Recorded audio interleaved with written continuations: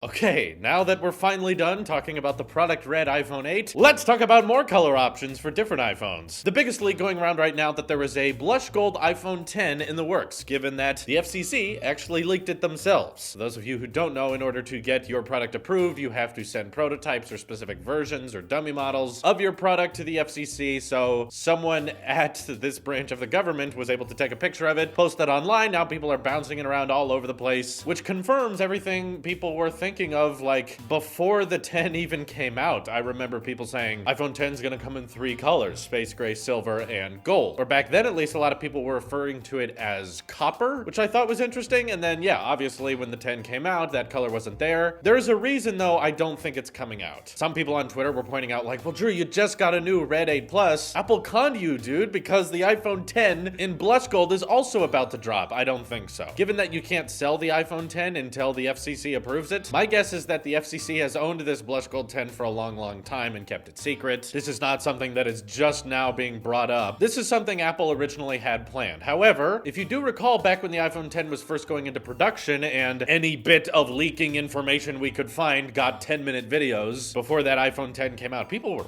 really hyped about that thing. Any tiny bit of information was reported on to death. One of those things was that iPhone 10 supply and demand was going to be a big issue because there were a lot of new parts that had never really been put into phones before, and trying to make that on such a massive scale to suffice all of the Apple sheep that want to spend this much money on their iPhone, that was going to be really tricky. One of the crucial parts being the dot projector within Face ID. This part was brand new, and apparently manufacturing it was rather difficult, which meant that when the iPhone 10 came out for sale, there was not going to be a lot in supply. That's why we saw so many shipping times slip to 6 to even 8 weeks, depending on where you were. The reason Apple didn't ship blush gold with the launch of the iPhone 10 was because they realized the more different versions of each iPhone 10 you make, the more the numbers overall are going to slip, because the dot projectors, the Face ID sensors, they were in such limited supply that they decided to only have 4 variants. That way they could try to at least get people's orders in and get their phone delivered to them as quick as possible. If they started having more and more units, more and more colors, and more storage options, it would mean that there would be less numbers for each individual model, meaning that overall a lot of people who just want the higher storage option, or